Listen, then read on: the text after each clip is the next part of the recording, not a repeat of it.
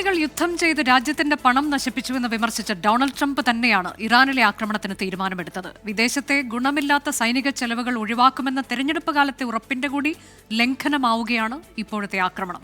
അമേരിക്കയിൽ വലിയ രാഷ്ട്രീയ ചേരിതിരിവിനും കൂടി വഴിവെച്ചിരിക്കുകയാണ് ഈ ആക്രമണം.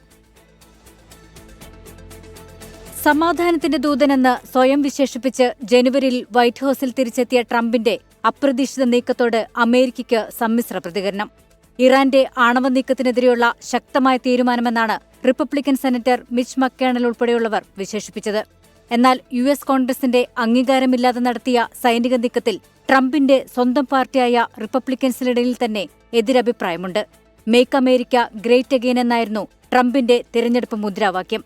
മറ്റൊരു രാജ്യത്ത് അമേരിക്കയുടെ സൈനിക സമ്പത്ത് നഷ്ടമാക്കേണ്ടതില്ലെന്നായിരുന്നു മാഗ പ്രചാരണത്തിന്റെ പ്രധാന തീരുമാനം. അതിനാൽ ഇത് ലംഘിക്കുന്നതിൽ ട്രംപ് അനുകൂലികളും അസ്വസ്ഥരാണ്. ട്രംപിന്റെ ഇംപീച്ച്മെന്റിലേക്ക് നീങ്ങാവുന്ന ഗുരുതരമായ ഭരണഘടനാ ലംഘനമെന്നാണ് ഡെമോക്രാറ്റുകളുടെ വിലയിരുത്തൽ. സുധൈര്യവും അനിവാര്യവുമായ നീക്കമെന്നാണ് ഡെമോക്രറ്റും പെൻസിൽവാനിയ സെനറ്ററുമായ ജോൺ ഫെറ്റർമാൻ വിശേഷിപ്പിച്ചത്. എന്നാൽ സൈനിക നീക്കം അമേരിക്കൻ പൗരന്മാരുടെ ജീവൻ അപകടത്തിലാക്കുന്നതാണെന്ന് US സ്പീക്കർ നാൻസി പെലോസി പ്രതികരിച്ചു. ഇറാനെ ആക്രമിക്കാൻ ഫെഡറൽ ഫണ്ടുകൾ ഉപയോഗിക്കുന്നത് തടയണമെന്ന് സെനറ്റർ ബേണി സാൻഡേഴ്സ് ആവശ്യപ്പെട്ടു.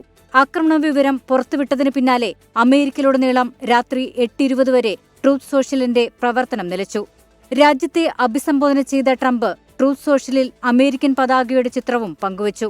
യുദ്ധത്തിനു വേണ്ടിയല്ല, ജനങ്ങളുടെ ആവശ്യങ്ങൾക്കു വേണ്ടിയാണ് പണം ചിലവഴിക്കേണ്ടതെന്ന പ്ലക്കാർഡുകൾ ഉയർത്തി നേരത്തെ വൈറ്റ് ഹൌസിന് മുന്നിൽ പ്രതിഷേധമുയർന്നിരുന്നു.